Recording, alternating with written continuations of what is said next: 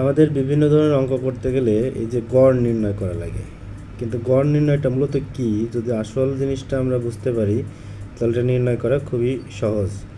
আমি তোমাদেরকে একটা উদাহরণের মাধ্যমে খুব সহজেই গড় নির্ণয়টা দেখিয়ে দিচ্ছি। মনে করো তুমি একজন ক্রিকেটার, তুমি খুব ভালো ক্রিকেট খেলো, তুমি একটা ব্যাটার, তো তুমি ব্যাট করো।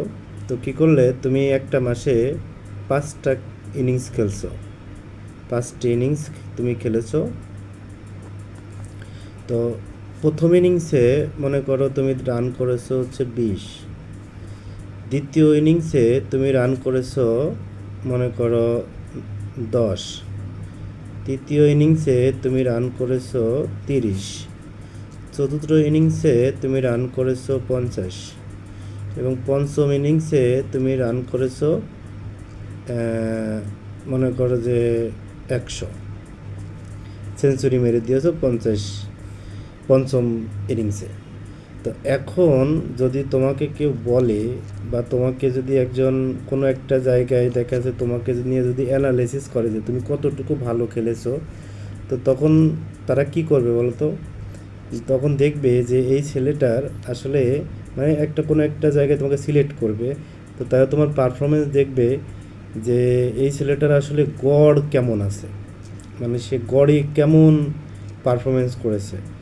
তো এই গড়ে পারফরমেন্সটা বের করতে হলে তারা কি করবে, এই টোটালটা যোগ করবে 150, 60, 70, 80, 90 আর 20, 110।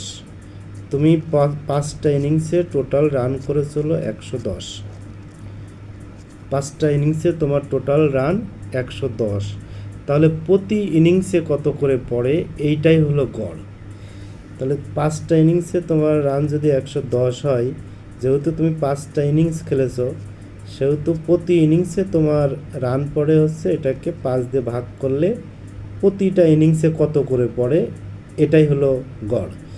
তাহলে 5 দিয়ে যদি আমরা ভাগ করি, 5 দিয়ে ভাগ করে দাও 110কে, 5 দুগুণী 10, 0, 5 দুগুণী 10, তার মানে তোমার প্রতি ইনিংসে এসছে 22 রান করে, গড়ে 22 রান। কিন্তু তুমি এক একটা ইনিংসে কি 22 করে করছো না, এক একটা ইনিংসে তুমি ভিন্ন ভিন্ন, এক একটা ম্যাচে তুমি ভিন্ন ভিন্ন রান করেছো, কিন্তু তোমার গড় রানটা মানে টোটালটাকে দিয়ে তুমি কতগুলো খেলেছো সেটাতে ভাগ করে দেখা যাচ্ছে তোমার গড়টা হলো 22।